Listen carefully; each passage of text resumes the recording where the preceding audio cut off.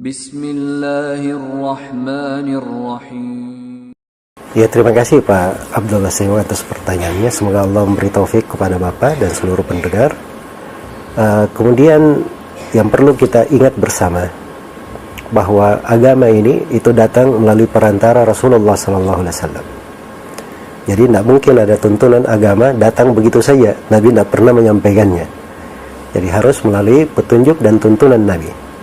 Karena itu Nabi menegaskan dalam hadits riwayat Muslim dari Aisyah, beliau menyatakan, "Man amila amalan laisa alaihi amruna fahuwa raddun."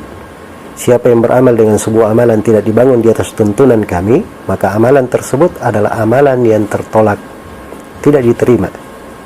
Nah, ini ketentuan di dalam syariat bahwa segala amalan itu harus dibangun di atas tuntunan Nabi Shallallahu Alaihi Wasallam. Jadi saya sudah sebutkan tadi secara global bahwa ada memang sebagian yang mengamalkan amalan-amalan atau ritual-ritual sebagian dari bentuk ibadah di pertengahan Sya'ban yang mereka anggap itu baik, tapi dasar beramalnya dibangun di atas hadits-hadits yang lemah. Nah, hanya saja Bapak Abdullah, kalau memang ingin sholat malam, maka mulai dari awal bulan Sya'ban ini kita hidupkan sholat ibadah sehingga kita masuk Ramadan sudah terbiasa dengan sholat malam. Nah, apabila sudah lewat Sya'ban, maka insyaallah ta'ala kita sudah membawa sebuah kebiasaan yang indah dari sebuah kecintaan terhadap ibadah. Nah, ini semuanya bekal-bekal hati yang membantu seseorang itu untuk bisa lebih mendekatkan dirinya kepada Allah Subhanahu wa ta'ala.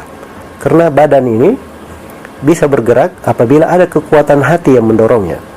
Ada kekuatan hati yang mendorongnya. Maka semakin baik hati seseorang itu, semakin dia bertakwa, semakin dia ikhlas, semakin di atas petunjuk Nabi SAW, maka itu akan lebih memudahkan dia untuk beribadah kepada Allah Subhanahu wa ta'ala. Dan perlu diketahui semuanya oleh kaum muslimin dan muslimat bahwa ibadah itu bukan diukur dengan banyaknya amalan.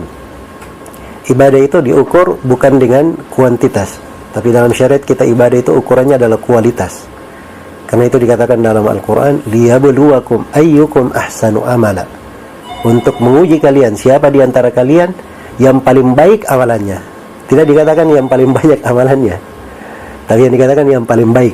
Karena itu ditanyakan kepada Al-Fudail bin Iyad, apa makna yang paling baik amalannya? Kata beliau, akhlasuhu wa aswabuh, yang paling ikhlasnya dan paling benarnya.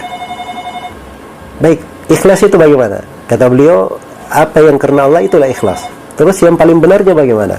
Yang paling benarnya kalau hal tersebut dibangun di atas sunnah Rasulullah Sallallahu Alaihi Wasallam. Ini mungkin yang saya bisa jawab. Wallahu ta'ala.